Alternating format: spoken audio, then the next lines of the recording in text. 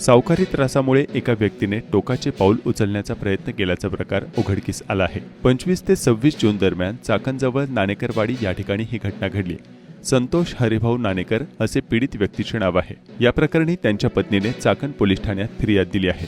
त्यावरून विकास उर्फ बाली अशोक परदेशी वय वर्ष 40 राहणार चाकण, अतुल मोहन रेठे वय वर्ष 30 राहणार ठाकूर पिंपरी तालुका खेड व त्यांचे 2 साथीदार अशी गुन्हा दाखल करण्यात आलेल्या आरोपींची नावे आहेत। पोलिसांनी आरोपी विकास आणि अतुल या दोघांना अटक केली आहे।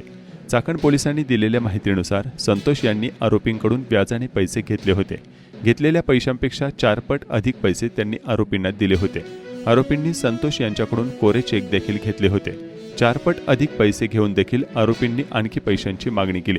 या त्रासाला कंटाळून संतोष यांनी टोकाचे पाऊल उचलले, मात्र ते त्यातून बचावले आहेत। तर चाकण पोलिसांनी दोघांना अटक केली आहे।